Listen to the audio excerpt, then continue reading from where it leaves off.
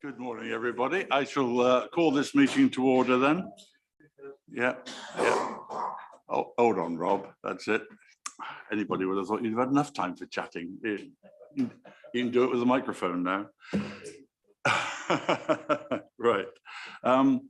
To everybody here and everybody in the metaverse that no doubt is watching us avidly, welcome to this meeting of the Landlord Service Advisory Board. My name is Paul Rivers and I have the pleasure of chairing this meeting. For your information, for everybody else's information, immediately following this meeting, I will be sitting formally to consider the recommendations for items 8 and 9. Members of the board and public are welcome to stay on for this very short meeting, and it will be very short. The records are well less than 5 minutes, I hope. Welcome again. Agenda item number 1, apologies for absence. We have received apologies from Vice Chair Terry Daubeny and from Andrew Smith. Thank you. Right, and Jackie Keane may not be here. Oh, hello, Jackie. I can see you. Right, thank you. Declarations of interest. Do we have any? None received. Right, thank you. And notes of the previous meeting, which are in your agenda pack, pages 3 to 6. Any questions, any updates on that? Danielle, okay. Hi, there's one of my favourite ever typos. And I did have to check myself because I thought I could have said that. I don't know. I'm pretty unintelligible at the best of times. What do I do? Something about passion. Yes, I think we did notice that. We definitely thought that was a very good idea. I think it was repossession. Yes, that's right.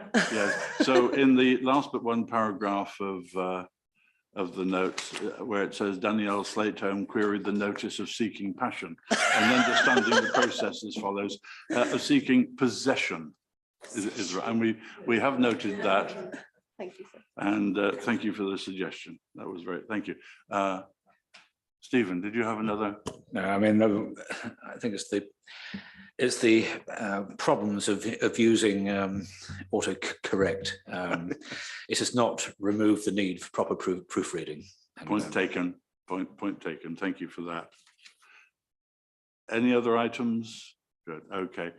So moving then on briefly to agenda item number 4, where our terms of reference have been reviewed and amended. These details are on pages 7 and 8 of your agenda pack. For everybody's information, because things have changed very much over the last months and year.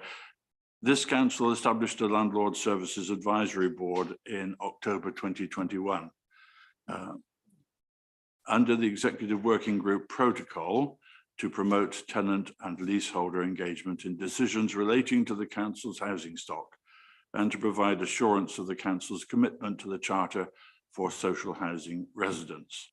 Now, there are some other details that have changed. For instance, I chair this with our current vice chairman, who is having a very nice time in a wintry place in Australia. He did think that he might well have joined us by Zoom, but I guess he very wisely hasn't.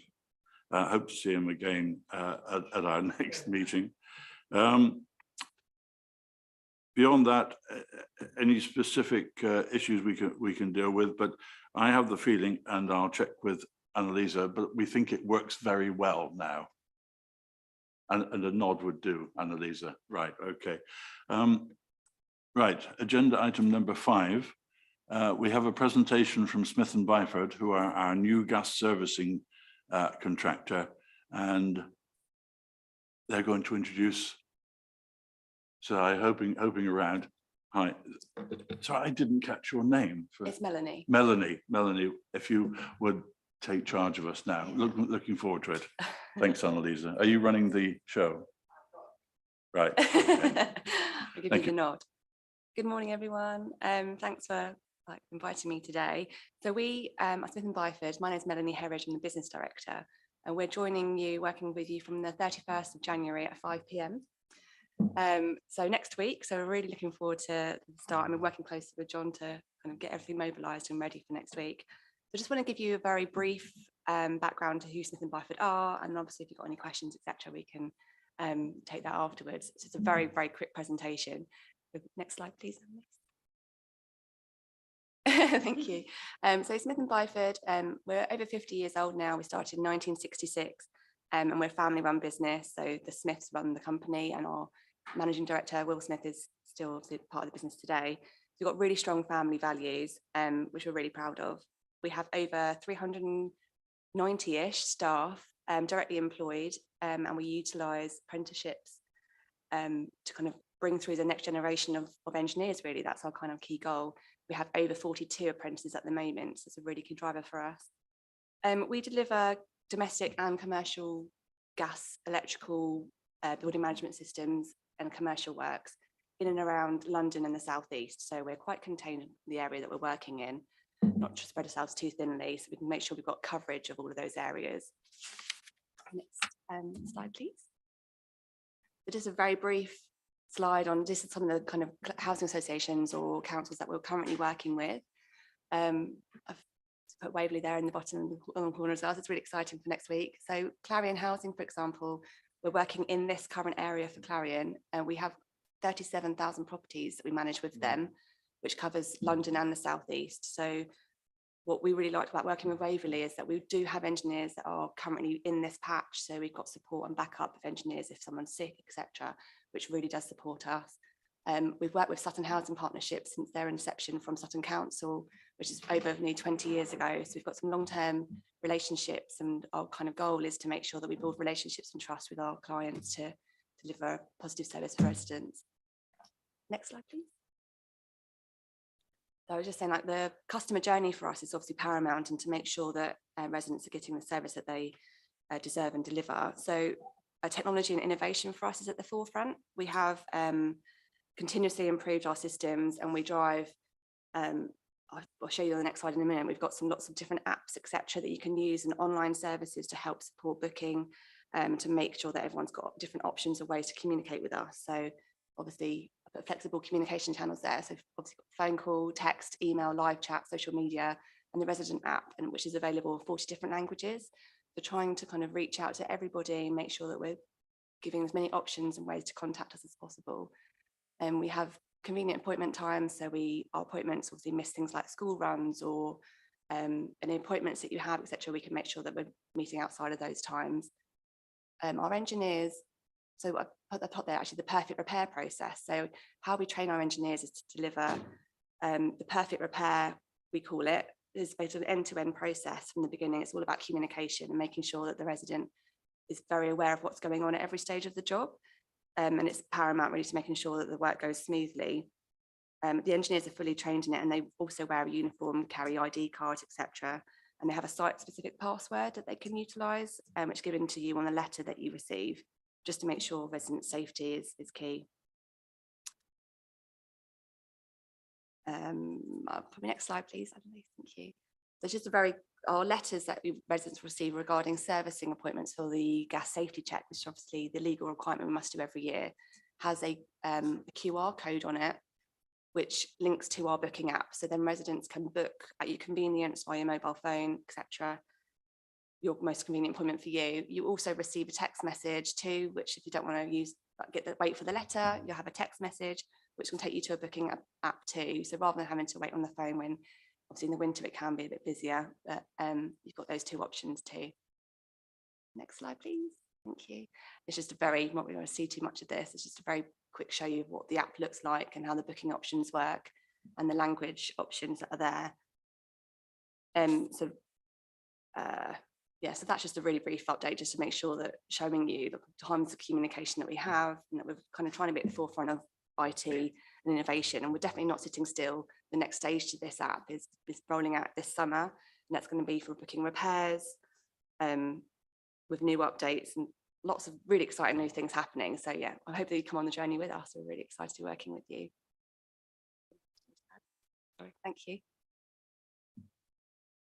A very quick, a very brief update. So hopefully has anyone got any questions or anything we need to discuss further?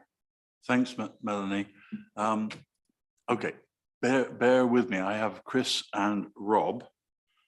Let me write it down. You see, this is what happens when your vice chairman goes off on holiday, and Stephen.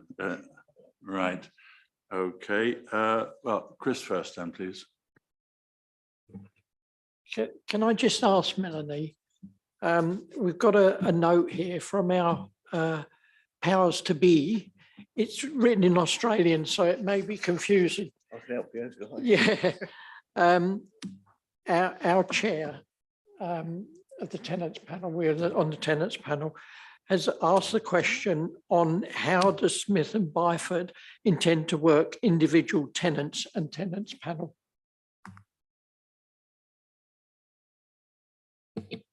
I'm not quite sure I understand what the question is, sorry. Well, I mean, Smith and Byford would attend. I assume this is what he's saying. It says tenants. Sorry? Have worked with individual tenants. That's what his question is, isn't it? Yeah. Yeah. Yeah. How do you expect to work? How do you work with individual tenants? That's what it's got on the letter. Yeah, we've had a note from the chair. You see, he's in Australia at the moment. Okay. So we're talking about maybe looking at individual needs and changing the way that we work, sort of tailoring our service. Because obviously it's the tenants are going to contact you directly. Yes. So how will you respond to that? I'm not sure if I can know how to answer that question, I'm afraid. Right. I think Melanie, within Melanie's presentation, she's explained how the relationship with tenants is. And so they've got a series of options. So yeah, forgive me for speaking for you, No, but absolutely. there's a different, that you can go through the ways of options that you will speak to tenants, and then potentially the customer care element you have for your operatives going into people's homes. Okay. Yeah, sorry. I think I was getting myself confused because it's kind of what I've just spoken about. So there's lots of different ways that you can contact us. And then obviously if you wanted to choose phone call, for example, our operatives receive customer care training, obviously, and they'll deal with individual needs. So if somebody has school runs to work after, or they've got doctor's appointments, or someone needs a different language, for example, we can manage all of those different types of communication channels.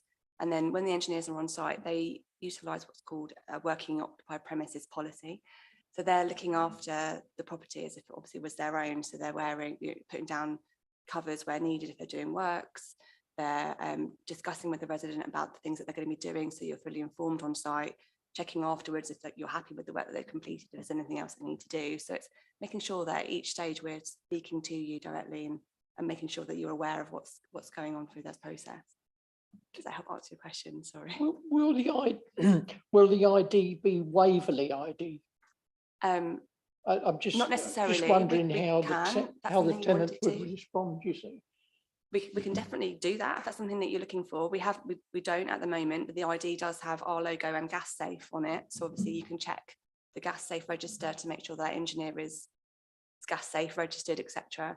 And obviously we do have a site specific password that we use. So on the letter you receive, it will have a password code that you can ask the engineer to repeat back to you, so you are confident of who's coming into the property. This letter will go out to all the tenants. So when we book your service appointment, so each year if you have gas in your property, we will have to visit your house, carry out the LGSR. So at that point, when we're writing the letter, that will have the code on it. Okay. Okay, Chris, thanks. Just to clarify, from my point of view, the initial contact, Waverley would be driving the contact. Is that not right? Or am I completely off the ball again? John can interrupt if he likes, but we obviously know where our homes are and when their gas servicing is due. We pass that information to the contractor, who then makes the direct contact so that they make the appointment that's suitable for the tenant and them, and then they manage that whole process. Right. And I believe a letter is going this week to introduce Smith and Byford to all tenants, and that also states that they will have an ID card, which will have the logo, which is on the letter that's going today, this week. So how useful this board is, because I learn something every time I come. Thank you. But it's not just, sorry, but it's not just the tenant's contact. Like the Ian Williams situation, when you ring directly to Ian Williams. I assume that it'll be exactly the same as not just gas safety check, but Repairs, yeah. the central Of heating, course, yeah, etc., and hot water. yeah. Yes, you'll contact us for any breakdowns that you have with your heating system as Sorry? well. Yes, you'll be contacting us for any issues you have with your heating systems. If your radiator's not working, for example, or any concerns that you have, you'll be directly contacting Smith & Byford and we will book that for you. Yeah. Okay. Thank Okay, you. thanks, Chris. Rob? Have Waverley let all residents know about the change? A letter was sent actually last night, so we're going in today's post, and it's a letter that's got Waverley headed paper and our name on it as well. So that'll be introducing us and giving you all the details for Yeah. contacting us. Today I spoke to Central Heating Services about a problem, and they said they're handing it all over to you. The spare parts are needed for this case, and they say that they're handing it over to you. So you'll be contacting the tenant that's phoned up yesterday with repairs. Yes, so we're getting a daily update via the team here from CHS. So obviously we don't start our contract till next week, but we are starting to make contact with residents to kind of book things in for the week after, like the week we join.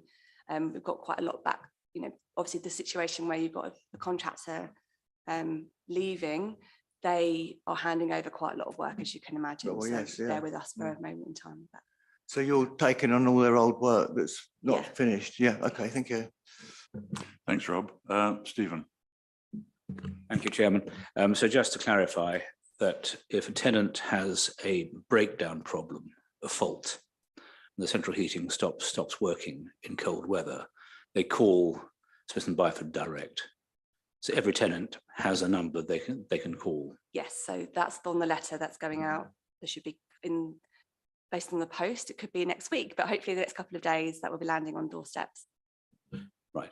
Well, I imagine there'll be some additional communication because it's the number of people. When you've got nearly 5,000 houses, some people inevitably will lose the letter or it won't get there. So I hope Waverley will be backing that up with their own No, communications. absolutely. So the Yeah. customer service team will be able to Yeah. direct calls. And I just wanted to add as well that it's a free phone number. Yeah. So that's a good service for our tenants. Okay. as well. The more significant matter is, do you keep records of complaints made by your existing customer base? I mean, how many people do you actually visit every year over the entire operation? That's a stat that I should probably find out. It's quite interesting. But in terms of gas service specifically, so doing the LGSR, we do over 75,000 service visits per year. And then obviously you've got breakdowns, etc. And we do commercial, electrical work. So I think we're probably visiting near 400,000 or 500,000 visits a year. That's fine. The reason is that I looked up reviews, and inevitably those who don't get a good service for some reason, the ones who always write in, people who are happy tend not to do anything about it. But I think maintaining a good reputation as always turning up on time. I think most of the complaints which I've seen in these negative reviews are engineers simply making an appointment and then nothing happens. And certainly if circumstances cause a visit to have to be aborted, I think the crucial thing is the tenants warned in advance so they don't spend time waiting for nothing to actually arrive. So I'm sure that is part of your priority list, but I think here in Waverley, one of the complaints we've heard most of is this huge amount of wasted time when someone who's meant to turn up does not. Thank you. Councillor Rubini, please, over to you. Thank you very much, Chair. It is obviously a very large organisation, and Waverley is somewhat rural and very much the southeast. if you had an emergency from one of our tenants and you needed to respond reasonably quickly, could you give us an estimate of what sort of timescale you would see, or would you have a local contractor that you could turn to if you weren't able to deal with it at, say, in the early hours? Hello. So we do manage an out-of-hours service, obviously, and it's fully in-house. So as I mentioned earlier, we're covering nearly 40,000 properties for Clarion Housing Association in this area as well, in the southeast. And we have engineers on standby on a call-out rota all the time. So you call us at 2 in the morning, and obviously if you had water pouring through your ceiling through the boiler, obviously would be there within an hour generally. Based on how prioritised that job is, it may be a next day service, it may be that same evening, depending on how vulnerable the resident is, etc. Yeah, thank you. The 1 hour attendance does make me feel reasonably confident. Thank you. Thanks, John. I hope you're not going to put it to the test or have to put it to the test anyway. Okay, any more questions? Danielle. Hi, thanks, Melanie. It's not actually a question for you. That all sounded really great, especially given that you're already covering this area. It seems like good to have someone who's already here. It's actually a separate question. How were Smith and Blyford chosen, and were there many other contenders, or because I don't think we really knew much about the procurement with this one? Hi, Danielle. Yes, there was a competitive process that took place through a framework in December. We used Public Procure, I think, was with the framework, and because they have done all the due diligence, the financial checks and so on, we were able to, under the procurement regulations, we were able to direct award. Because of the sort of short-term nature, this is an interim contract. It's let only for 18 months at this stage, and then there will be a following process that will be starting pretty soon because we need to move into it. That will be a bit slower time. There'll be the chance for a lot more engagement as well, and a lot more involvement, doing sort of some grassroots about what the core needs are for the tenants, and it will also probably cover capital works and commercial works as well. Because of the interim nature, the short-term nature, the short-term emergency that we had with CHS terminating in October and giving us the 90-day notice, it meant then that we had to engage sort of more of an emergency procurement, but it was sort of using appropriately qualified, and all due diligence was done, meeting all the requirements. I did wonder what had happened to them. Not used to seeing you not on the screen. Hello. Thanks, Danielle. And Heather, thank you for that. And this is a sad day, I understand, for us, perhaps. So I think, am I right? This is your last day with Waverley today. Yes, paper towels can be picked up at the back for a quick dabbing of eyes and whatever. Thank you on behalf of this board for all of your support. Much appreciated. Thank you very much. Well, moving on then. Thank you, Melanie. You're very welcome to enjoy the rest of this, but you know, if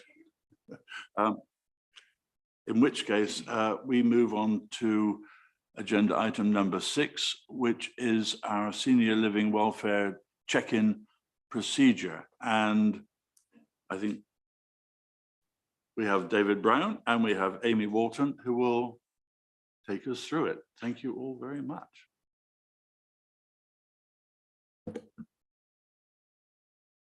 Hiya, yeah, so I'm here to discuss the senior living check-in calls procedure. The presentation's just popping up on the screen. So I'm just going to give you guys a quick background as to like an overview of the senior living service, and then a background to the check-in calls procedure, a summary of like what it is, why it's been introduced, and then some of the initial feedback, and then take any questions.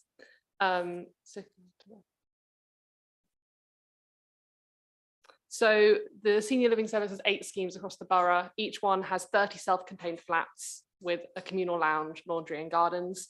There are 245 tenants and quite like a broad age range. So You can see it covers like 2 generations, and within that, a wide range of support needs. So the service itself aims to empower tenants to live independently, and it has several ways in which it does that. So in each flat, they have call buttons that go through to the monitoring centre if they need any help. There are 5 officers that work across the schemes that sees and signpost tenants to any further support they need. And then the check-in calls procedure is part of the work that the officers do. So background to the procedure itself. So in response to the first lockdown in 2020, an informal system of welfare calls was put in place when the officers started working from home. And then this has since continued because it's been valued by the officers and the tenants. And this procedure is just a formalization of that practice. So a check-in call is just a phrase that we use to refer to any form of contact between an officer and a tenant in which the officer is able to check that the tenant's okay and not in need of immediate help. So that could be like seeing them in the corridor, or it could be calling them via their intercom, or calling them on the phone or a text message. Just any confirmation they can get. So the procedure itself allows tenants to request their preferred frequency and method, and then the officers will try and complete the call via that method. But that is based on like time constraints, and then officers still endeavour to see each tenant each week, regardless. So the reason that the 2 main reasons that it's been formalised is, 1, to help it achieve the aim of empowering independence, in that it gives tenants more control over the frequency and method with which they're contacted, and it improves the transparency and the clarity of the roles of the people within it and the record keeping, so that the system itself is more resilient to when officers are on leave. So the initial feedback, so the procedure has been in place since like October, November last year. So it's been like 3 to 4 months. The annual consultation was carried out in December, in which we asked a question about the check-in call service. And it showed that I think it's like 89% satisfied. And there was a free text where people could give the reason for their response. So lots of the questionnaires that ticked the satisfied options were stating things like it was comforting and they felt safe knowing that someone was looking out for them. And the free text responses for the dissatisfaction ones were mainly referring to people saying that like they don't feel that they've had a call yet, which is more demonstrating a misunderstanding of how the system itself works, which are things that the officers clarify with them when asked. So they might not necessarily have had a phone call because they would have been seen in the corridor that week. So the officer knew that they were okay. So that's just a brief run through of the procedure. So I'm happy to take any questions or clarifications. Thank you. Thank you, Amy.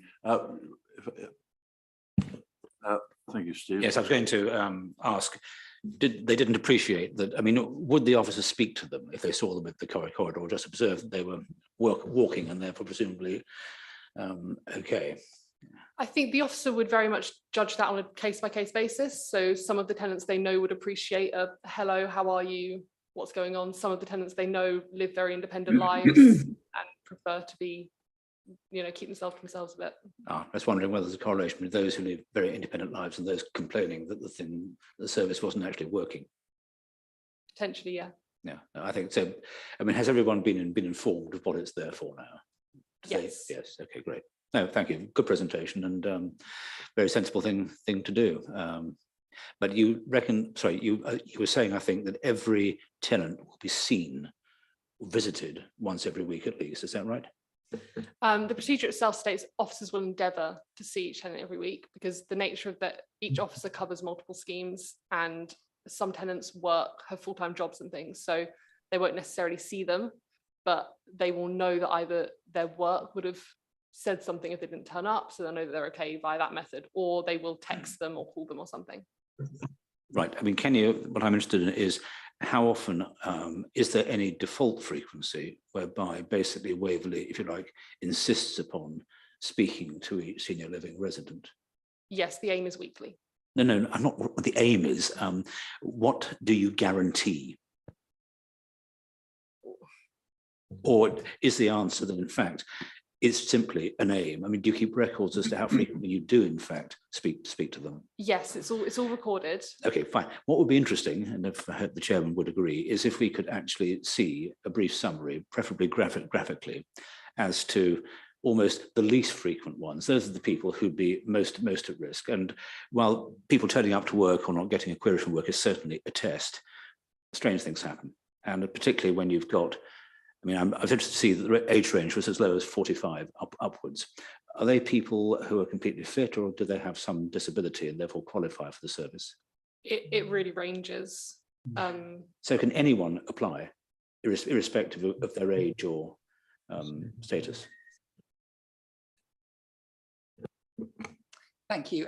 Amy's been in post just 6 months, so we're putting her under the spotlight. So what happens with senior living is people will apply to the housing needs register and they will be assessed, and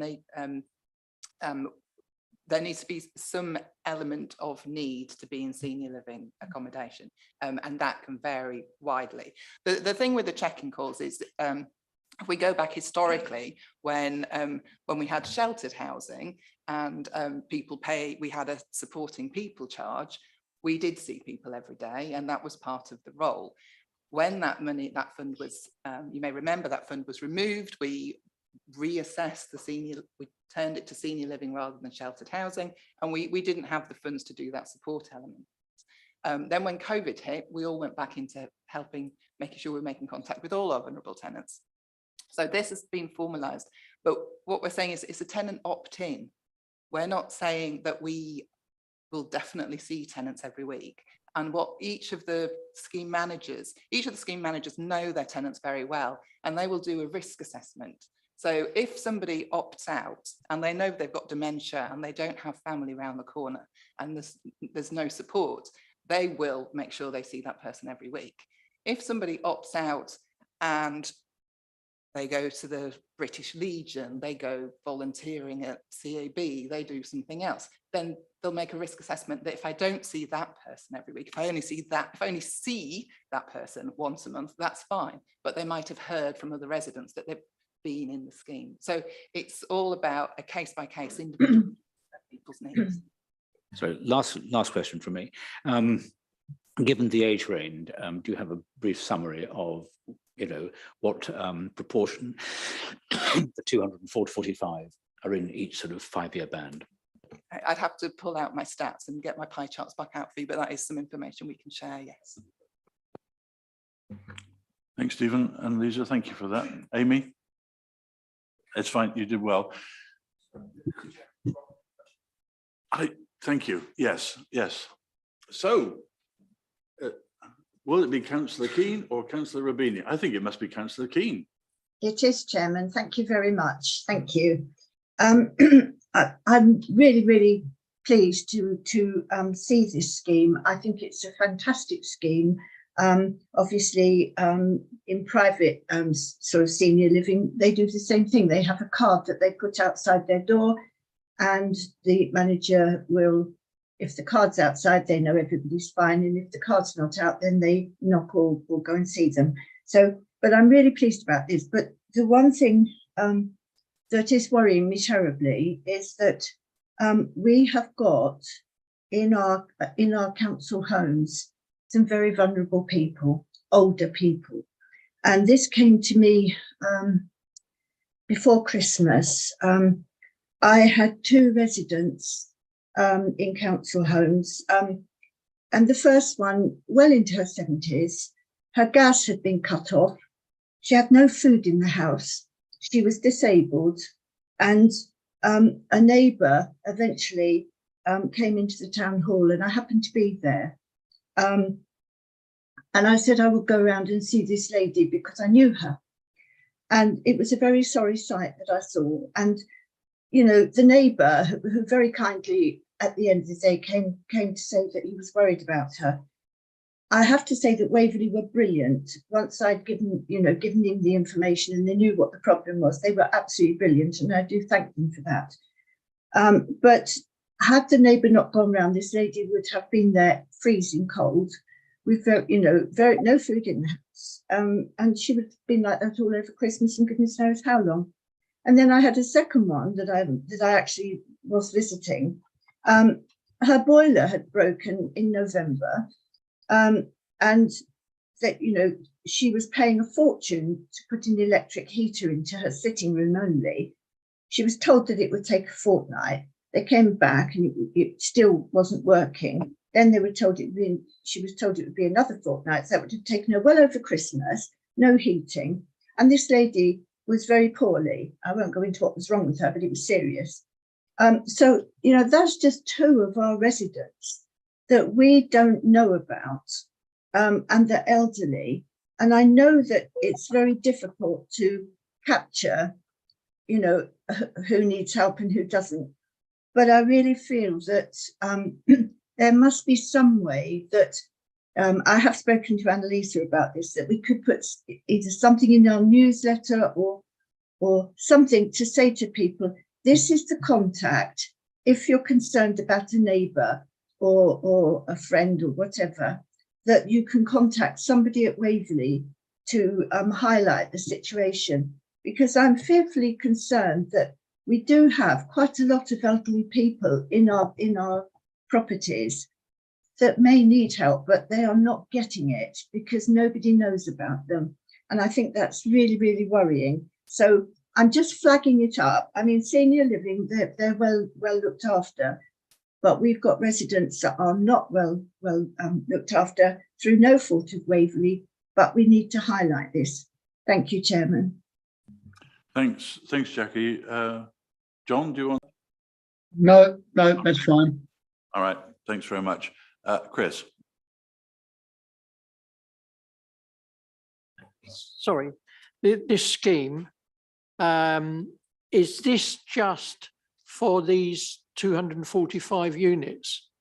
Doesn't go further into the community? For example, I'm chair of Lucasville Residents Group, and we have in one of our places a 104-year-old, you know, but yeah, she's looked after. Her daughter, who's 80 plus, comes and looks after her. She comes in every single day. But I don't think that Waverley's probably aware of that situation, purely and simply because she's just a normal tenant, according to Waverley. Yeah, so you're right. This does only apply to the 8 senior living schemes, so those 240 tenants. But the care line system that the tenants have access to in the senior living schemes, that can be accessed within general needs housing. So they can install the care line buttons. So how does my tenant, for example, get to the care line situation? Are they aware of it? So it's something we advertise through Homes and People and through our website. Our housing officers will refer people to the care line system as well. I think this is where it's very difficult as a housing professional, because we have a duty of care to our tenants, but we're not social services. So we can support people and signpost, but we're not going to be shopping for people or putting them in and out of bed. And so we need to make sure that we're aware of the vulnerabilities of our tenants, and also that we're supporting them in getting the support they should be getting from other services. Okay, can I also say? Or do you want... Carry on, Chris. Okay, the other thing is we've had a note from our powers to be in Australia again, and he's saying the senior living welfare check-in procedure, he does in fact support this paper, agree and proposed review September 2023. I assume there's a proposal for 2023. He's just saying that he supports it.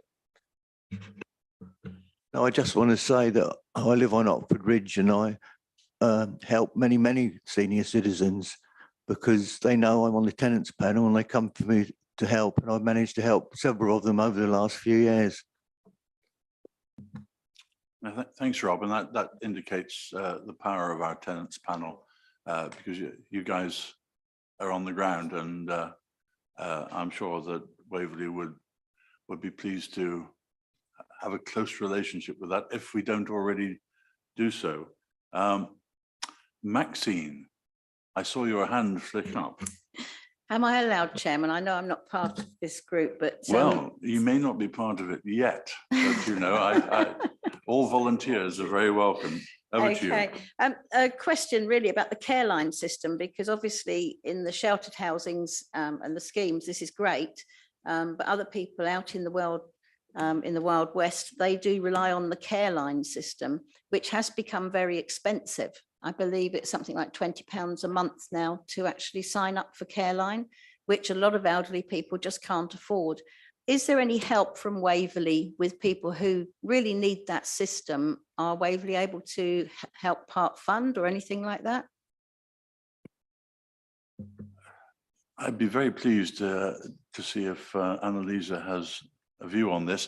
I would imagine that we can always have a silver collection at the end of these meetings, but Maxine, life's tough, isn't it? Annalisa? The care line doesn't actually sit within housing, so it's not my area of expertise. What I can do is I'll speak to the care line manager, confirm the prices and see if there is any charitable support available for that.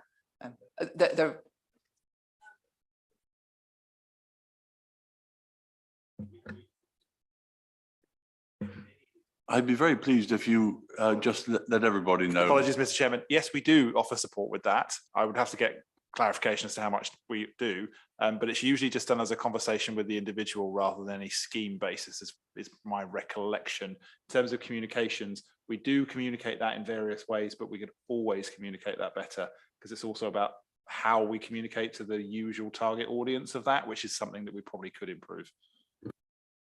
Yeah, maybe a simple leaflet in the council tax bill or something. Okay, Maxine, thank you for that. And Paul, thank you. Danielle. Hi. Yes, it's certainly a very positive idea, this, and it's good that it can be formalised, because things can often slip if they're not pinned down. And kind of mirroring what Councillor Mulliner and Keane were saying, the minimum contact period, I do feel like it should be pinned down, because things can slip, lots happening. So if we could say maybe if they can't be caught up on every week, it could be a minimum of every fortnight. I just feel like there should be something formalised somewhere. I think the issue is we're talking about people's privacy as well, and the people who are opting out for their own reasons. They're capable of making their own decisions. If it was somebody who was opting out who we had safeguarding concerns about, we would be making sure that the officers would definitely be seeing them. I think we've got this grey area where we've got people who are living in senior living. They're not at a high risk. They don't need a high level of support and engagement. And actually, to make the officers contact them weekly would have a detrimental impact on the relationship. So I think if you can bear with us that it's on a case-by-case basis and we're doing a risk assessment of those people, it was a bit like, would you like me to phone you every week just because you've got a baby? It's one of those things. So, is that okay? So the opted-in people, it's pinned down, it's registered, they're chased if it doesn't happen. And presume, because I think it says that this is updated annually about how often or how they want contacted, but linking into what you said, the risk assessments, if something happened, someone went into hospital, was poorly, you would actually update that more often, wouldn't you? Yeah. The tenants can request additional check-in calls, or the officer could suggest that maybe over the winter period we make contact with you once a week. And finally, knowing from a friend's elderly relative who's again not in a scheme, but she very much needs help, but she's absolutely resisting any form of contact, and her and particularly her husband are in a bit of a dire way. Sometimes people don't want help but need it. How might they be addressed? I'm going through this with my own family at the moment. So the only way in is through your GP and adult social services, and then they will do an assessment of their needs and whether they've got the capacity to make the decision that they don't want any support. And so the GP is key. and then get them a referral to adult social services. And so your officers would be sort of, doing that. As housing officers, we'd be signposting. If there's a next of kin, we'd be signposting the next of kin to do that. If there was no next of kin, our housing officers do referrals to adult social services. I've got one in the room, and probably on a more regular occurrence than we would like to have to do it. Yeah, I do quite a few. I do probably like 10 a month or so, but obviously it depends on who I see and how frequently I see them as well. I think the people I see on my patch are the more vulnerable residents. Yeah, so yeah.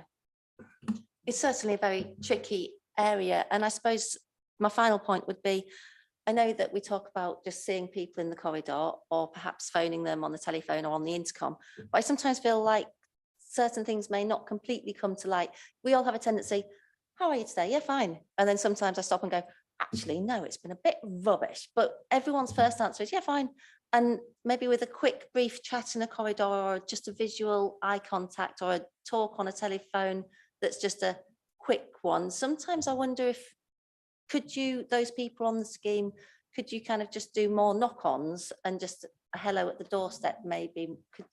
Could that be something that was more possible? Then you might need more to really get into what people need. I'd say the officers themselves know their tenants really well. It's actually like quite impressive when I've been shadowing them, like even doing a quick intercom call once, the officer picked up immediately. The person said like, yeah, I'm all right.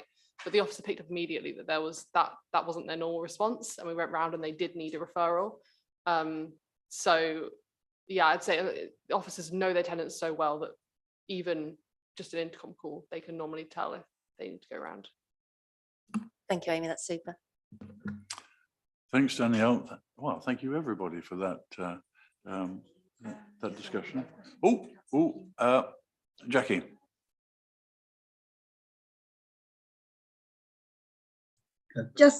Thank you, Chairman. Just to come back to residents that aren't in the schemes. The gentleman from the tenants panel was saying that he has helped people in his area. I believe there is contact or there's information about the tenants panel in our newsletter. Is there a contact number there that somebody in the community, an older person or a relative, can ring for the tenants panel? It's just a thought. The tenants panel have got a number. Perhaps Jeanette would like to come in on that one. Yes. Yes, there's various ways that people can contact the panel. They've got their own Facebook page. They've got a telephone number, which actually comes through to me. And sometimes I will get involved and support the person as well as the panel. And they've also got their own email address. There's various ways that people can contact. Is that actually in the newsletter, Jeanette? I can assure you, Councillor Keenan, the numbers are, because it proves that people read it, because I have lots of calls for various other things that come through on that number. People see it and they relate to it and they feel it's a contact for a person. So it does work. Thank you. Well, thank you all for that.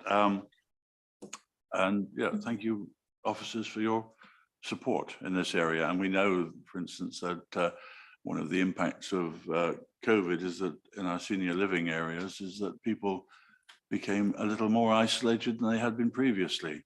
And we now have the challenge to push them out into the communal areas, more dancing, more film shows, more whatever. Thank you all for that.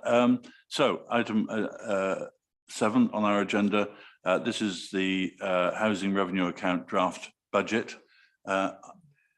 Now, I should be looking very carefully at anybody who looks as though they're dropping off. All right, my eyes are on you. Hopefully, both at the same time. So, Candice, over to you. I think actually Annalise has got a presentation. Okay, so you've got some amazing papers from Candice, which are very thorough and detailed and got a lot of information in them.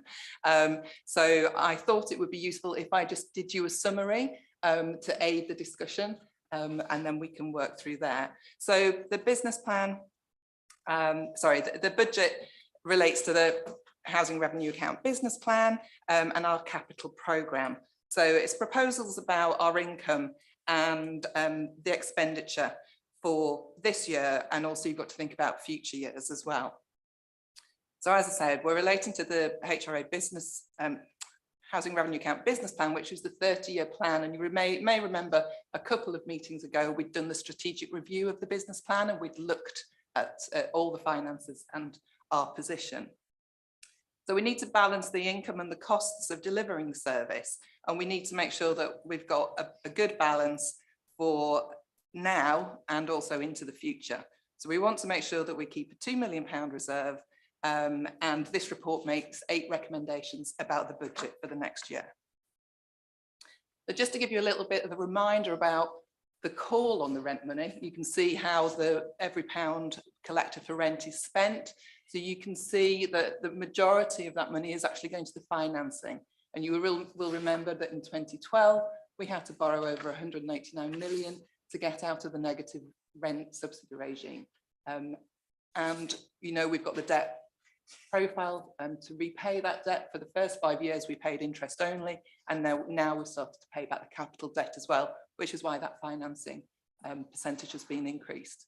We've got all the operational costs of running the service, and we've got repairs, the maintenance programs, putting money in for future investment into the homes, and also the delivery of new homes. So if we think about the rent recommendations, the papers are recommending a 4% rent increase. I think it's fair to say the executive have been considering a 4 or a 5% rent increase, and it would be really interesting to get your views on that. As you can see, the government sets a cap on rent increases. The grey line is the Waverley rent increase since 2014, and you can't actually see it because it's behind the maximum rent increase, but that line of 4 at the bottom is when we had 4 years of -1% on renters. So it wasn't a rent increase, it was a rent decrease for 4 years. And then you can see that we followed the rent increase for the last 3 years. But this year, if we go to 4%, we're plateauing, whereas the government would allow us to go up to 7%. A lot of housing associations are actually going to the maximum of 7%. So therefore, would 5% look more like a realistic proposal for us for the future to make sure we can fund the 30-year business plan? This is what a 4% rent increase would look like for tenants on an average rent. And the thing to say, if we're looking at 4 or 5%, what we're saying is the rent would go, it would not necessarily be a flat 4 or 5%, it would be up to, because there's a rent formula for all properties within the borough. So we can't exceed the government rent formula. But at the moment, we're quite a little bit off it in some areas. So these are the kind of figures we're looking at. And considering it's a bit of a Goldilocks moment when we're considering the rent increase, because we've got to think of the impact it has on tenants, but also the impact it has on the business plan. So you know what I mean by Goldilocks, not too hot and not too cold. So just to give you the background, this pie chart shows you how tenants are currently paying their rent. So you can see that 17% of tenants get full housing benefit. So they're not actually, they get money direct for their rent. Another 17% get support with their housing benefit. And again, housing benefit will increase according to the rent increase. 26% of our tenants are on universal credit. So again, they get some element of support with their rent, and 40% of tenants are paying the full rent. But we've got a really, as you know, we've got a really strong performance in rent collection. We work really well with our tenants. And you can see that we've been below the target for rent arrears over the last year. During COVID, we did go over target. You'll remember we changed the target from 0.7% to 1%. And since we've done that, we've not been over that 1% target of rent arrears. And then thinking about the impact on the business plan, you can see that if we went for 4%, you'd get an additional $1 million in the business plan this year. If you went to 7%, it would nearly be 2 million. So if we did 5, big 1.3, thank you. I was going to round up to 1.5, but 1.3. And what's really important, and I know that people think about their circumstances now, but we need to think about the future and smoothing out the impact of these. What we do today will have an impact for the next 30 years. And looking at the 30-year business plan, you can see that we would get an additional just under 60 million at 4%, but it would be an additional 100 million at 7%. I'm not suggesting we go to the maximum, but there is a consideration to move to that 5. And then the other recommendations within the paper. So one recommendation is about the rent, which is probably where we will have the biggest conversation. The other recommendation is about service charge. So again, the paper's written with 4% for rent and 4% for service charge. Potentially, it could be 5% for rent and 5% for service charges as well. And we're looking at a 9% increase for other services we provide to leaseholders to cover our costs, because our costs have obviously increased with inflation as well. For the draft capital programme, so this is the big investments that we put in our homes, we're looking at £1 million for heating upgrades. We've got stock condition survey work that's going to be completed, and we've got a lot of fire safety works that need to be completed, as well as the electric testing. Damp and mould, as you're aware, has been very prevalent in the press. We've been doing some investigative work on that, and that's bringing additional costs in for us to make sure that those remedies are working. We have lift services, and we need to refresh our energy performance certificates as well. So that helps us on our journey for carbon reduction and making sure homes are well insulated, and we can monitor that accordingly. Another of the recommendations is about the funds for building new homes. The proposal is we've got 8 approved schemes and a £14 million budget for next year. As I say, I've just taken the highlights out of the report. There's lots of detail that Candice will be able to share with you further, but I just wanted to give you an overview of the paper. So you'll remember from the strategic review that we said that we were going to need to borrow money as we move forward. This graph is the original debt repayment plan. So you can see that when we get as a steady increase, and then all of a sudden it's jumped up in the last couple of years and we're on a steep incline. We can't change this debt profile. We have to pay this money back. So we're looking at borrowing over 12 years for new initiatives, so that when we go back to that original pie chart, we continue to pay that money back, but we've got some additional money coming in to pay for stock improvements and new homes. And then that's just the summary of the recommendations from the report. Councillor Rivers, I'm happy for you to lead a discussion. Thank you, Annalisa. Happy to push this out to you for your views. I have Rob and Stephen. So, Rob.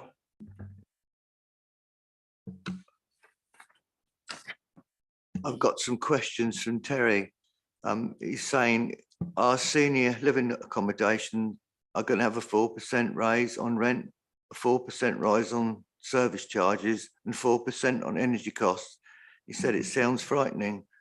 What is the overall increase for these tenants in pounds, shillings, and pence? It's from Terry. Yes, so yes, the proposals are there would be a 4% rent increase, 4% service charge, and the service charge is the heating cost, isn't it?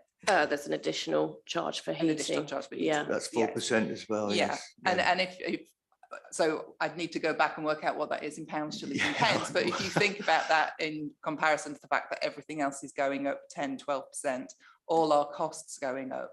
And that's where we need to get the balance. And the other thing is to say that, you know, pensions are going up by 10%. That's correct, yes. So we're trying to balance, as I say, that Goldilocks figure. Also, he says, I would also request an update. I know officers see the pending staff pay award. Could this require an increase on the 4%? No, so the amount that's been, and again, it's not been approved or so that there has been an offer put out there. I don't know whether that will be approved. It's unlikely that it would go above the amount we've allowed in budget, so I don't foresee that being an issue, no. Okay, thank you. Thanks, Rob. Stephen. Well, this is an absolutely typically tricky situation for the council. And I think it's only fair to point out that if a large number of a particular section of tenants are going to get 10% increase in their pensions, I don't think it's necessarily unfair to deal with Waverley's current and future needs. I've been doing my own estimates of the impact, not just on the extra borrowing required. And I'd very much like to see a well laid out bar chart, which would indicate how the amount of debt is going to be smoothed out. Because the problem is that with the 4 years of rent reductions, it basically reduced the cash flow coming into the council significantly. When one talks about how much to put rents up, the effect is not just on the current year, but it extends all the way out into the future. And there's a compounding effect which must not be ignored. If you don't raise your rent base year by year, you never catch up unless you're going to do something silly like put up rents by 25%, which no council ever will. And the other thing to remember with this extra borrowing that was discussed last time, and I think you were asking questions about, there's interest to be paid on that borrowing as well. So although it doesn't give anyone pleasure to suggest that the proposed increase is too little, the Resources Overview and Scrutiny Committee, which I was chairing on Monday, did feel this question should be looked at again. And my vice chairman, Councillor Hegan, was also quite concerned with what she called the discrimination in favour of the senior living residents, who would mainly be pension recipients. I appreciate that not all of our tenants are, but they would be getting quite a large increase in that. And yet they were being treated just as cautiously, if you like, as the main body of tenants. So it's something which, no politician ever likes to be seen putting up costs. They have this curious idea it doesn't go down too well with the electorate. I can't think why. But I think it's important to try and be as reasonable and objective and fair as one can, and think of what we'll have to charge tenants in the future as well. And one thing I do know is that no one ever gives you credit for not having raised something in the past. They just forget about it, take it as granted. So although it doesn't give me any pleasure, certainly the Resources Committee felt that the executive should reconsider whether it should be 4 or 5, because the cost to Waverley in the future will be a significant one. And, not all of us will be around in 20 years' time, but there'll be other people in our positions. And, how much will they be charged? The trouble is that with inflation in the system, the numbers soon become pretty silly.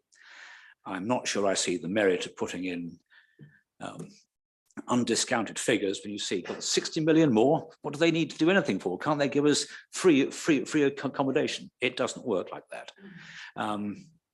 We have to look to the not just short term, but the medium term. And I think in this particular context with the housing revenue account, the longer term.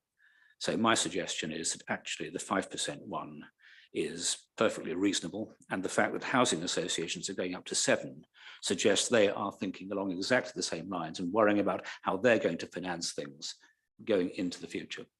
Thank you, Chairman. Thank you, Stephen. Nobody said it was going to be easy for you. I've got Paul at the back to respond, and Rob, and then Danielle. Okay, right. Paul?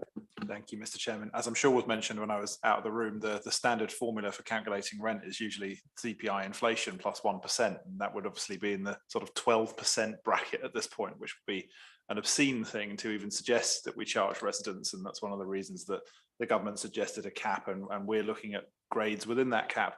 So as Councillor Mulliner alluded in his role as chairman of the Resources Scrutiny Committee, the executive also have had this debate about what we really should be doing here. Is it right to put rents up, but at the expense of potentially future new builds?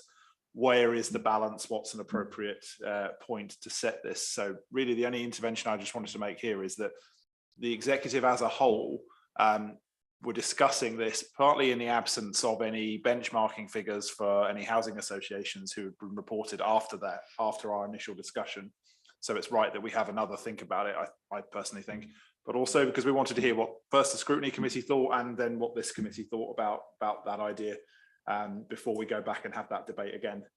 So the balance, I think, has been illustrated. The numbers, I mean, you can do this in a really complicated way or not, but really this is a choice between down the line in the future in terms of new builds and refurbs. So that's the balance. Thank you, Mr. Chairman.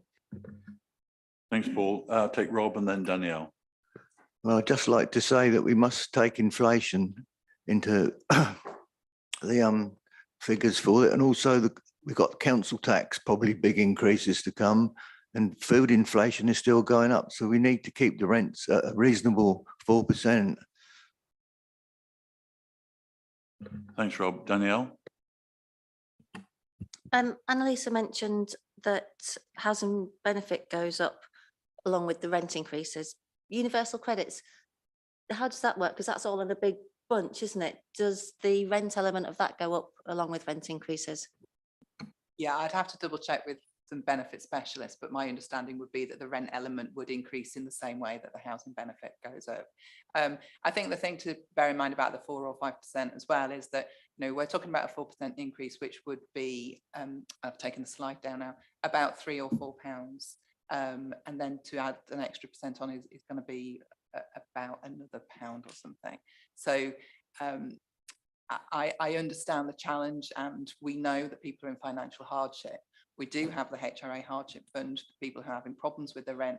There is support available to people, but I think we need to bear in mind that all the costs that an individual are incurring, the service is also incurring those additional costs. I think you've probably seen some of the frightening costs about building new homes and how those costs have doubled, you know, cost of concrete and timber and things.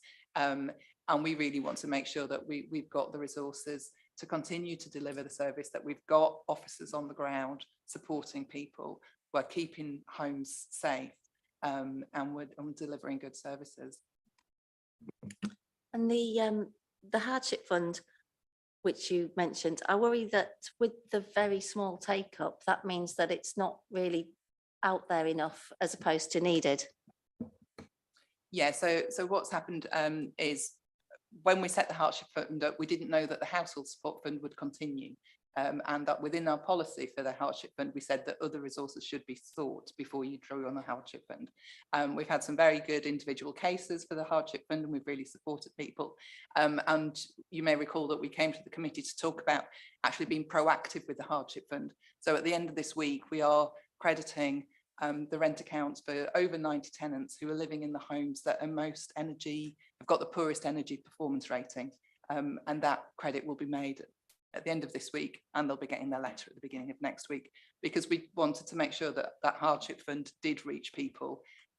We've even found with the HRA hardship fund, we've chased people after their first application to make sure they don't disappear. And what I found with the household support fund is I found out this week that people make an application, they're then asked to share some information, and they don't always come back. And I think, you know, it is that embarrassment and that people not wanting to share the details of their hardship. So I think actually us flipping and coming forward with proactive proposals is a way to help people. I'm also quite concerned about additional borrowing. Of course, I do want more for tenants and better services and better provision, which you have to pay for. But the increased borrowing eventually, like the pie chart shows, actually takes away from this, because you have to pay so much back on mortgage repayments and da-da-da.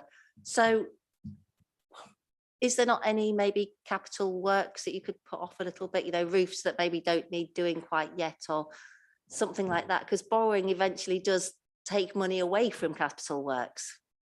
I'll go with the basic bit and then I'll let Candice do the borrowing. I think the problem is that potentially we've been saying, oh, those roofs can wait another 5 years, those roofs can wait another 5 years for the last 20 years. So, but I'll let Candice explain about the borrowing. Yeah, so just as well on in terms of capital funding for major repairs, that's actually partly funded and largely funded by a depreciation charge that actually has to happen.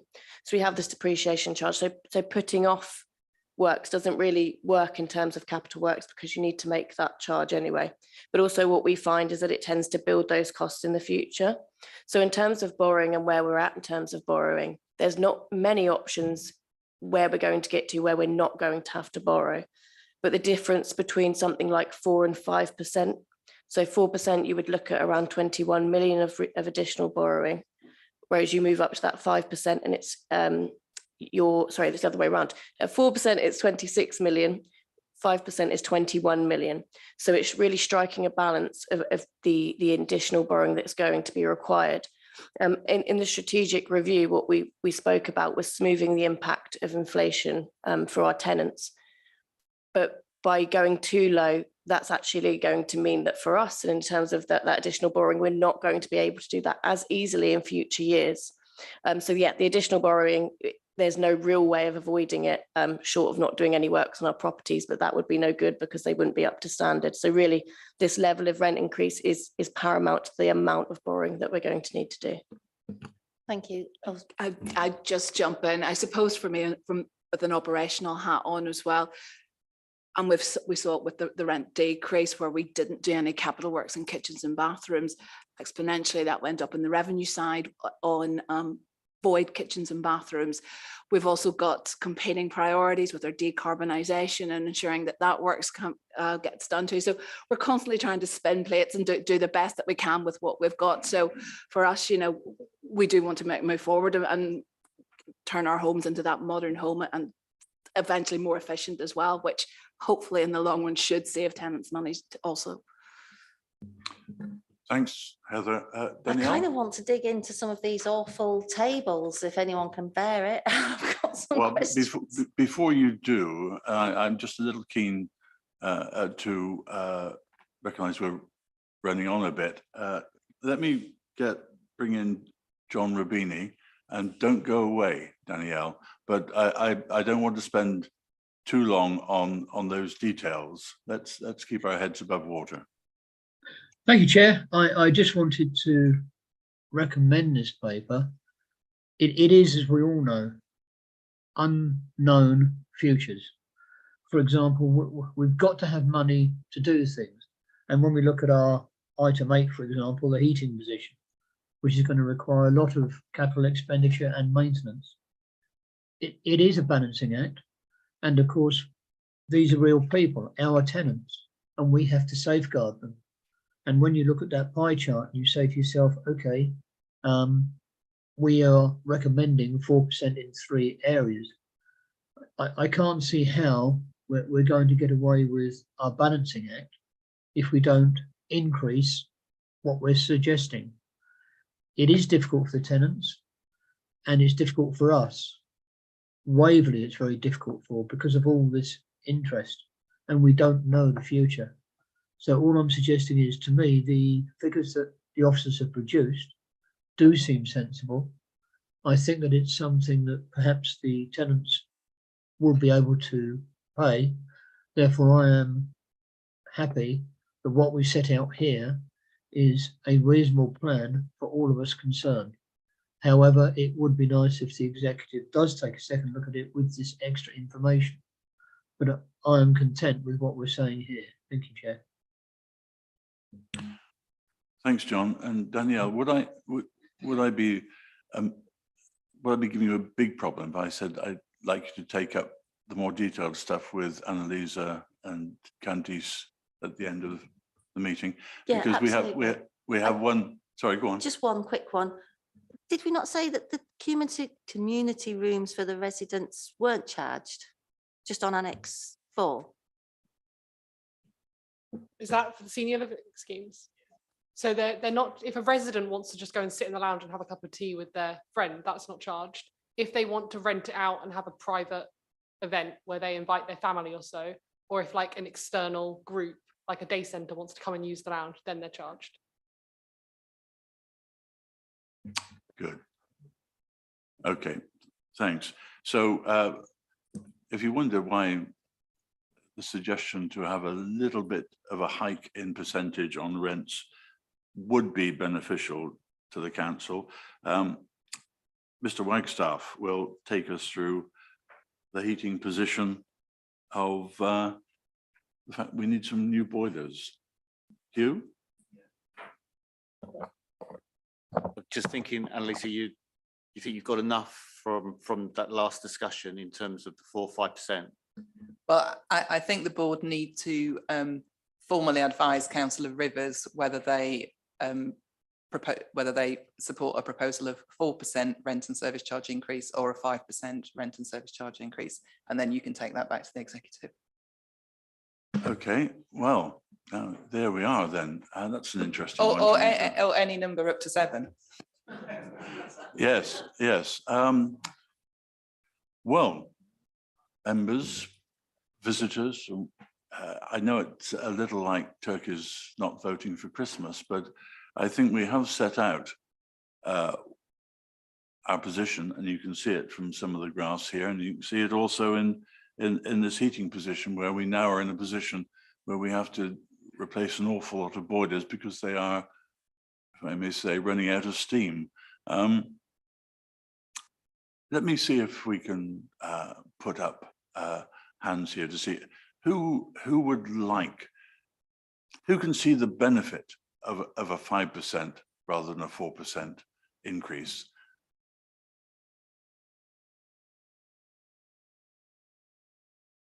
Right, right. So that's unanimous then. Oh, not quite. No.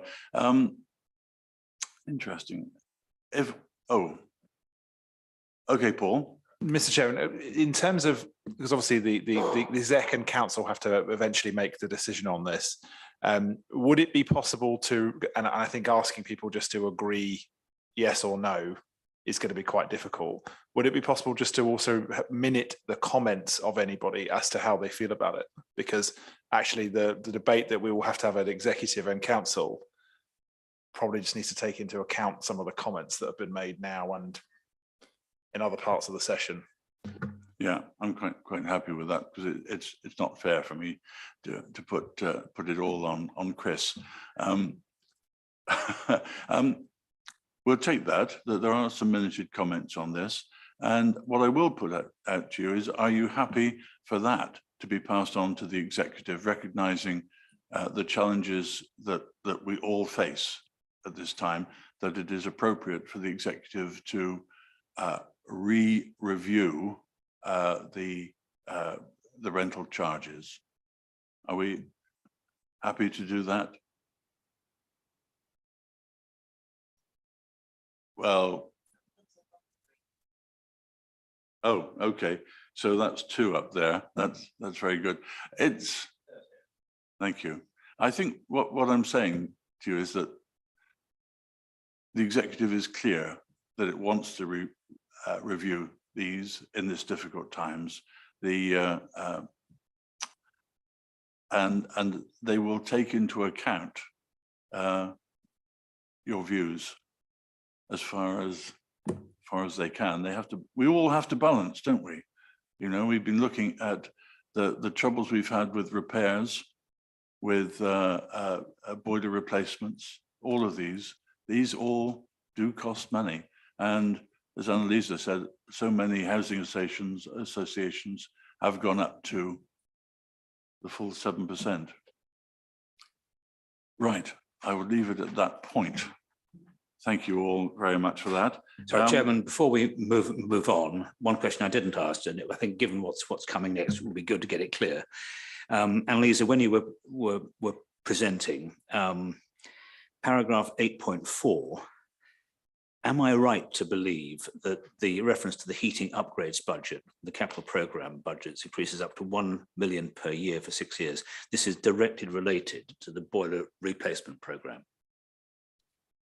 Yes. Now, so I think it's important. It's not 1 million per year. I think the total is 14 million. It's increasing by 1 million per year.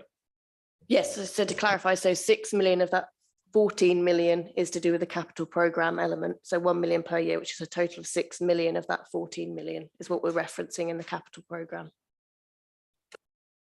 Okay, thanks. So we do want to go on to the heating position paper now. You?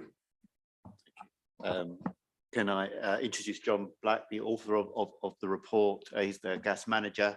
And I think the first thing is perhaps go back to the first agenda item, Chair, if I could, is to just recognise John's work with Heather's support in getting the new gas contract, the interim contract in place. He's done some fantastic work, really worked hard for this smooth transfer from CHS to the new contractors. So thank John for that. But as I say, more importantly, this paper that he's written to identify that we do need now a planned programme. Chair, for the last couple of years, for a number of years, we've put off having a planned boiler replacement programme, basically because we were looking for, is there going to be alternative? There's a lot of talk a couple of years ago about hydrogen, air source pumps. And over the last couple of months, we've had some presentations really that confirm air source pumps in terms of at scale is not an option for us currently. So what John has put into the paper is demonstrated that our boilers now need to be replaced. We can't put it off anymore, and we need a planned programme. And he's given data and context of why that's so. And so therefore, that's why we're putting forward that there is no real alternative to gas boilers in the medium term, especially replacement at the size of the number of properties we need to be replaced. The 40 million, as Candice has explained, is also the new contract that we want to procure will also include the servicing, the new servicing contract. And then we also need to look at, I need a budget to replace the plant boilers, i.e. the boilers that do the communal heatings in the senior living schemes. So that's how the build up of the £14 million. So that's the high level summary of the report. John is here to answer any detailed questions. So Chair, I'll pass it back to you. Thanks, Hugh. Any questions? Rob? Are the new boilers going to be combination boilers, or you replacing the same as what you take out? John? Yeah, the boilers will be, the system design with the Waverley properties won't change. No. So the boilers will be placed on a like-for-like basis. Right. Yeah. Right. And just another one, all new properties I take will have air source heat pumps. That's, I believe, yes. All new build all new builds will yeah. have heat pumps, air source heat pumps. Yeah, well, not necessarily air source. The government mandated from 2025 that it has to have a renewable source of energy. So they won't be gas, won't be fitted into new builds from 2025. Right. Thank you. But I'm not 100% sure the current phrase at Oxford Ridge, what the heating programme is for that. So we need to probably that's what I was thinking. No, the new site is air pump. It's air for source heat pumps. The new site, they're actually yeah, on site. Okay. Site. That's it. See, yeah, yeah. That's right, Councillor, isn't it? Yeah. That is right. Yeah. Stephen. So is this the only opportunity to comment on the paper, or is Hugh going to take us through the detail? Just given that top level summary, so to ask questions. Okay, well, the comment is that I welcome this. I'm afraid I always thought the 2030 target date for net zero, including our domestic housing stock, was hopelessly unrealistic. And I was relieved to hear an officer say somewhere recently that it was appreciated that the type of heating that air source heat pumps gives is different in nature to that given by gas, fossil fuels. And given the aging population, the fact that our council tenants have a lot of elderly people, their sensitivity to cold weather is much greater than that of younger generations. I've been in a friend's house which is absolutely up to date, has a big concrete raft. It is fantastic, but you just get used to operating at about 18 or 19 degrees, and it's all heated on the ground floor by water pipes in the concrete raft. Only the upstairs stories have any radiators at all. But it's simply, they've got used to it, but they're in their early 60s, I think, perhaps a little more, and they're perfectly happy with it. But I think if you were 75, 80, 85, I would think we need to know more before being convinced that that would suit that sort of tenant. The technology, the other thing to remember about heat pumps of any sort, they're not free. You pay electricity charges instead of gas charges. Gas is currently less than a third of the price of electricity in terms of kilowatt hour. So the mere fact that a heat pump is more efficient, it has a coefficient of performance or COP of more than 1, they're normally now 3 to 4 to 5, merely means that your costs will be roughly the same. There'll be no saving. But what is worse, and we've just had this, and I've just seen it for myself, my house was built in the 30s, it performs brilliantly when the outside temperature is a little above 0. We're very comfortable with the gas on moderate setting. Over the past fortnight, it's been like a fridge, because at the same setting, it's just having to push out so much more heat to cope with the much lower outside temperatures. And that phenomenon has a direct impact on the effectiveness, or rather the economy of heat pumps. The more heat they have to squeeze out of very cold air to get the same input temperature, the living temperature inside the house, the more electricity you have to spend. The running costs can double or treble in a really cold spell. And that is not something which the air source heat pump industry tends to make very much of, but it's true. So I think this delay, this will end rather coincidentally at 2030. Those boilers will have a life, I imagine, of at least 10 years. So there'll be no question of replacing them until 2040 at the earliest. And that will have given the technology another decade in which to get better. And the other thing, I personally have great faith in the human ability to not merely adapt, but to introduce new technology which solves existing problems. And it could even be that we find a way of getting such good carbon capture and storage that the combined cycle gas turbines, which produce half of our electricity most of the time, actually become emission free.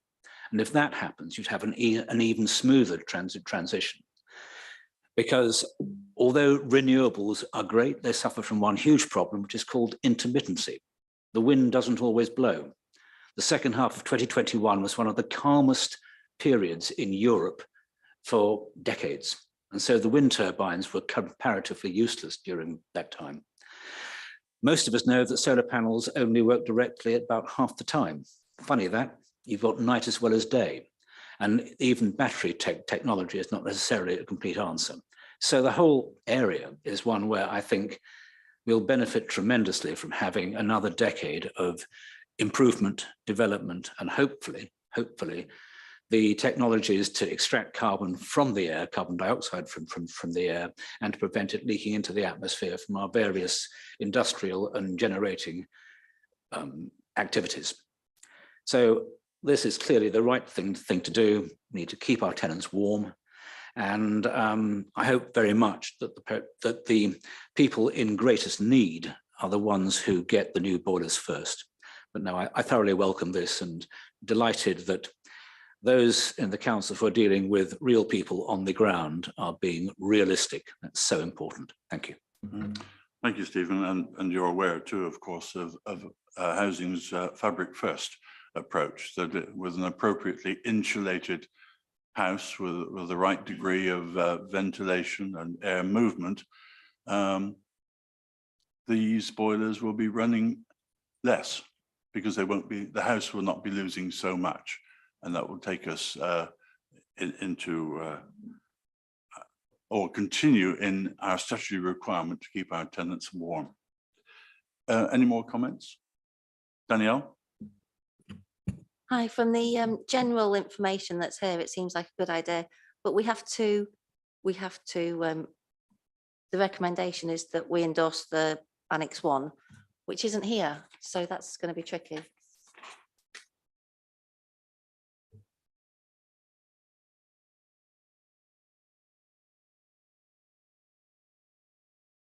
So I'm afraid I won't be able to endorse that blank page. Paul? Thank you, Mr. Chairman. Can I just double check then? Attendance panel members not getting exempt papers? No, can I pick this up afterwards, not in the Yeah. public meeting? It's nothing to do with the tenants panel. It's just an administrative. Okay, it's issue an error. that It's needs not a yeah. right, because obviously they can't vote on something they haven't seen. So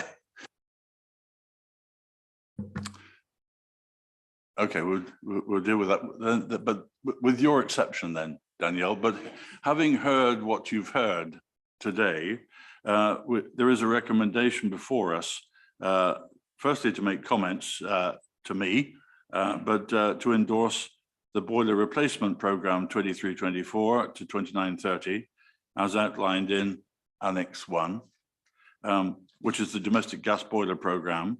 And secondly, to award a 6-year boiler domestic and commercial replacement and servicing contract to the total value of 14 million. Stephen? There's one thing I spotted, which I hope is a typo. To those who have the pleasure of having the pink papers, could they look at page 57, please? Sorry, so could I just interrupt? So the decision is for you to make as the lead for housing. It's the comments that you want to get from the group, and the decision will be made in the next meeting. Yeah, so just to clarify that, if I need it, it is you guys that are recommending this position to me. I will then make the decision in the next meeting. But Stephen, sorry, what page number? Page 57. Your point? Paragraph 40. This is representative of 5.7 million, average cost per installation of 1540, 2002 price. Now, is that a misprint for 2022 or 2020? And how does that relate to the 14 million we've been hearing about, which 40 million is three chunks. So there's around £6 million for the boiler replacement. Then there's an amount for servicing these boilers. So we're doing a new servicing contract, and then there's a section for the plant, the commercial plant, i.e. where we have communal hot boilers, for example, in the senior living. I can't remember the exact split off the top of my head. Candice may do, but so it's made up of 3 areas of work. 14 million. Okay, thank you. So so you're confirming that 2002 should be 2022. Correct. And it seems an incredibly good value. You can both buy a new boiler and install it for 1540. Yeah, so the prices were taken from the framework. So with the incoming contractor, we work with Public Procure, and they sense check the market. So that is the cost to put in a boiler. There is. Sorry, is that the installation cost or the cost of the new boiler? That is the installation cost. So where's the cost of the new boiler coming from? And the boiler. Does it include the boiler? It includes the boiler. boiler. That's the boiler and the installation cost. So that's both purchase and installation. Yeah, purchase and installation. It's worth noting that at point of survey, when we go out, we've got an aging stock. And what we'll seek to do and look to do is where we can improve the heating system, where we can improve the controls, where we can improve on the cylinder. So when we say the hot water cylinder, it has to be Part L compliant, which is to do with the installation of that. Where we can improve on that, we will. That might raise the cost per installation, but we don't have visibility across all of the stock where that currently is. So we'll build that knowledge as we begin to put together the. Sorry, I mean, having read it through. That doesn't include VAT. So VAT is not added onto that price. No, so can I be clear? Are we talking about replacing 3,740 boilers over the course of 6 years? Yes. So we're taking out the old ones, scrapping them, and buying new ones. And this 1547, so this is purely the installation cost? And the boiler. Really? I mean, and you're obviously buying It in does bulk. include that, but we don't pay that, but that just does bring down. Thank you. Chris? Can I just make a comment on behalf of the tenants panel? I think that we haven't had or seen this amendment or that they're talking about, so we can't make a decision at all. Chris, you're not making the decision, I'm making the decision. No, You're- but we can't comment. Okay, understood. Paul, do you want to comment on that? So just to add, I think because the Annex 1 predominantly contains the costings, if I remember correctly, and various other elements of it. My suggestion would be that the members of the tenants panel that do not have the pink papers, there's actually an in principle recommendation here, whether you agree with what we're intending to do. The finances, I mean, I think they can be gone into in more depth by several people in the room if need be, but I think your amended recommendation would be that you would agree or not in principle, irrelevant of Annex 1, because Annex 1 is just dealing with the costings predominantly, but I would need to just double check with officers as that's the case, yes? Yeah, the other thing, so this is a heating position statement. This is the decision is about the fact that we're going to replace gas boilers with gas boilers. We haven't done any tendering. We haven't actually got a contract to do the work yet. This is a position statement. Do you agree with the proposal that because there isn't another solution that's affordable to us, we're going to replace the gas boilers that are coming to the end of their life, causing issues for our residents? We want to put new ones in to make them safe and warm in their homes. And the key thing is, Chris, that we're doing it in a planned way. At the moment, we're doing a critical breakdown when they break, when they need to, which causes a lot of lack of planning, disruption to tenants. So we're actually moving to a planned program of replacing the boilers. And I think that's the critical principle that the chair needs your opinion on. Yeah, I understand. Thank you. Thanks, Chris. So it is a mechanism to keep you warm and cozy going forward. So I take that as a positive recommendation that I wouldn't have to fight you individually to make the recommendation which comes afterwards. Okay, thanks, Hugh. We have a similar one, I think, for Hugh to deal with, which is asbestos survey. This is item 9 on the agenda. Hugh, do you want to cover it quickly? Same concept, good idea, in my opinion, and everybody else's, but we'll leave it with Hugh for the time being. Chair, this is actually the outcome of the tendering of the asbestos contractors. So we'd have two sets of contractors, one that does the surveying and the testing, and the one that actually does the removals. But they've been appointed, and this is really asking the chair to actually approve these contracts. I'm not sure there's too much to comment on. Annalisa, do you agree?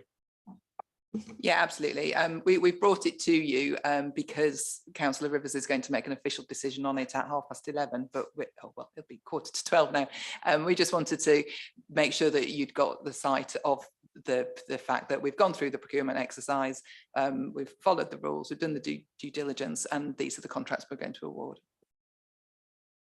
And I'm sure you'd agree that it makes sense to do it in a staged, planned way. Okay, well, I'll make that decision with deep thought at the end of this meeting. Danielle? Hi, again, we don't have the annexes, but I'm sure we don't need them.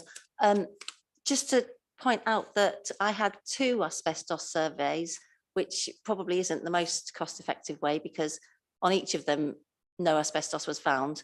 I don't know if you're going to continue to re-survey homes. Maybe, I don't know if at some point you can just put we don't need to go back there, and that would save money in the future. Thanks, Danielle. Any comment on that, Heather?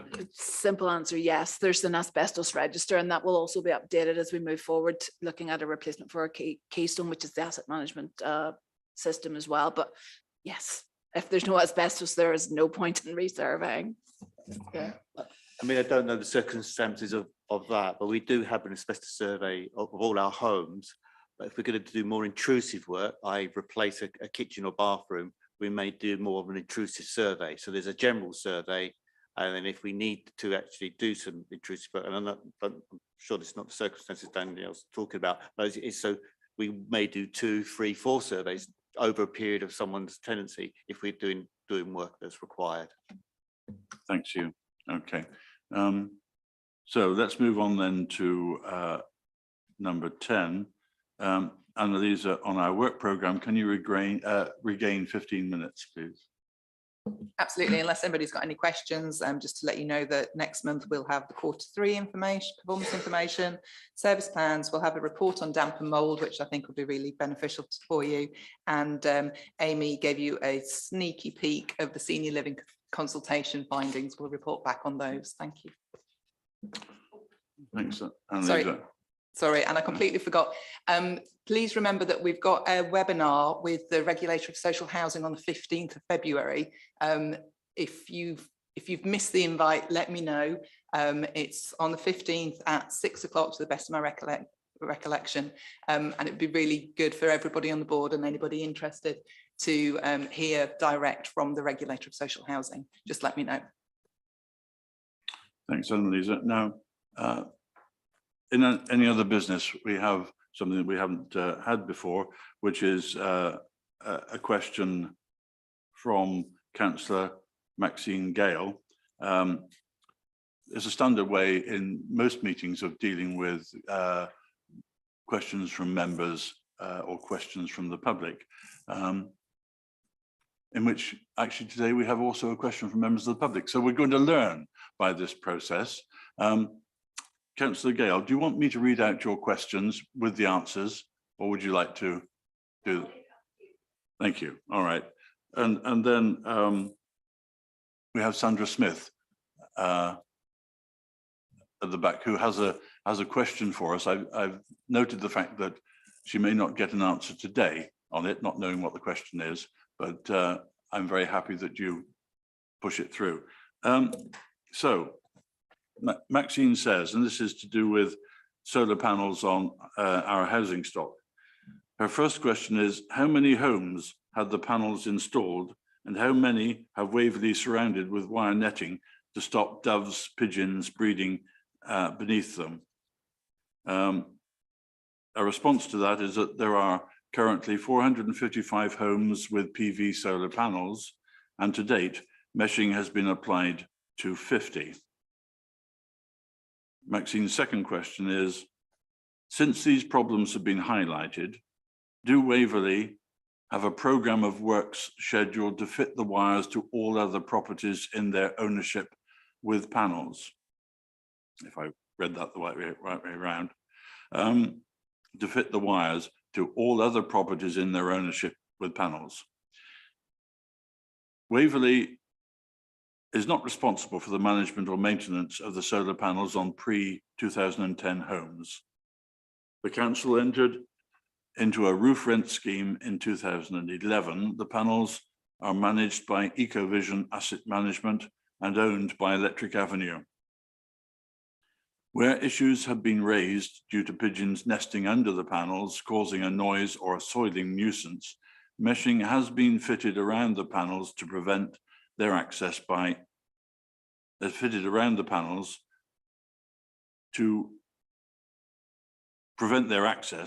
by Ecovision, not to prevent Ecovision's access. Sorry.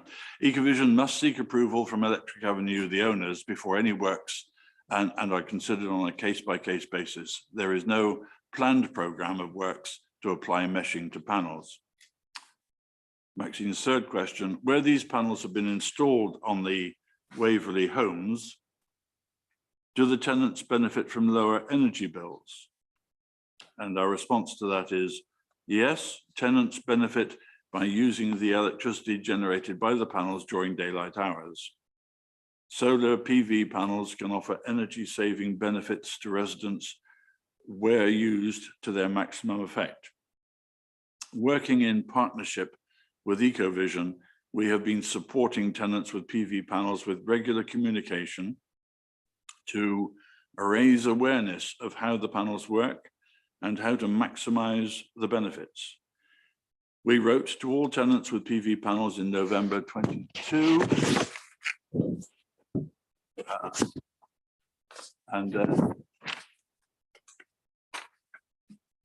The tenants newsletter, Homes and People, also included an article on solar PV panels, sharing energy saving tips and encouraging residents to maximize the savings that can be offered from solar PV at a time when energy prices offer an even greater pressure on household budgets. And finally, with careful use and based on an average unit cost per kilowatt hour of 20.58 pence, each Waverley property could save, on average, £228.06 per year from their solar PV panels. Maxine, I'm sure you'll get these answers in writing to you. The comment, ask a question really. It's an interesting question, and in fact, I am grateful to Waverley all those years ago for making me realise why solar panels were a good idea. So I had some installed on my own house, and they've been there now for 10 years, and more than that, 11 years, and have worked extremely well. But hearing about pigeons immediately makes me think of guano, and what sort of array, what sort of inverters these panels have, because if they were put in then, I'm pretty sure there's the same sort of array inverter that I have. And if you get soiling on the panels, diminishing the output of one panel, it has the same effect on all the others. And I don't know whether Electric Avenue have any interest other than the feed-in tariff, which I think is the incentive that they had for actually promoting this. So if those panels are getting dirty and are not being cleaned, and actually the mesh will make it more difficult to do that, you're going to get far less electricity generation than you might. So I just wonder, we don't have responsibility for pre-2010, but do we actually have any interest in knowing whether these panels are working well, or are we indifferent? Thanks, Stephen. And Lisa? We get an annual generation report from Ecovision, so we can see what's been generated from each panel, and Ecovision do remote monitoring. So if a panel is, if a system is not generating as expected, they will go and investigate why, to make sure they're generating the most electricity. Could you possibly let me have the data? I'd love to see whether it's, because I mean it would be good to know what size arrays they are. There'll be more or less a number of panels times 250 watts. And from that, you can work out what a standard output is in this part of the world. Are they all on south-facing roofs, as far as you know? I believe so. There was lots of design surveys at the time. I was involved in the project back in 2011-12. So yes, I will double check. We can share that information with you. We'd need to redact it and things, but yes, we can give you some general information. Thank you very much.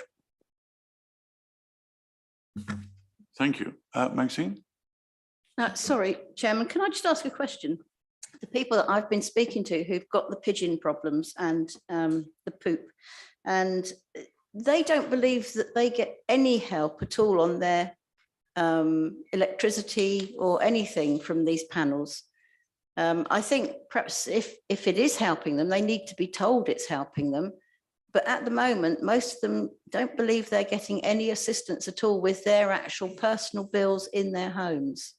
Okay. Well, we had the issues when the panels first went on that unfortunately people look for cash savings, and when the panels first went on, we had an electricity hike. So what we need to let people know was to look at their energy usage. So what happens is the panels generate, that electricity is given to the house, their home first, and they use it. So they're not drawing on the national grid. They're using the electricity that's generated. So it can be quite difficult to actually see that in your bill, because if your costs are going up because the price per unit's going up, but if you can see that your units are, you're not using as many units because you're using the, using the electricity that's generated from the panels. But if afterwards, if you'd like to show me the details, and we can get some communications out to them. Maxine, can you put your microphone on, please?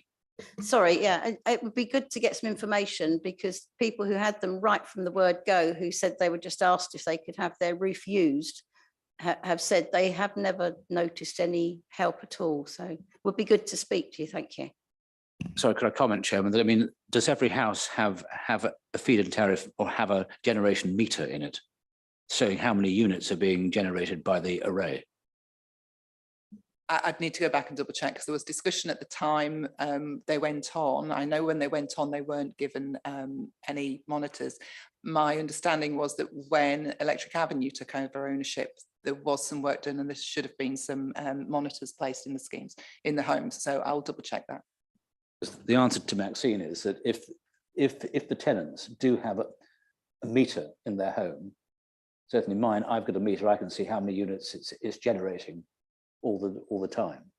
I mean, it's absolutely clear that people don't notice what doesn't appear on the bill, but if they had a meter, they could see that something was happening, and that was reducing the number of units that they're actually being charged for. I think perhaps just a bit of clarity for the people that have got these, it might help, and make sure they do actually have that facility so they can see what they're getting. Thank you. Thanks, Maxine. And Sandra Smith, your question, please. Is there anybody that could possibly give some time to me to discuss the disgraceful company called Ian Williams?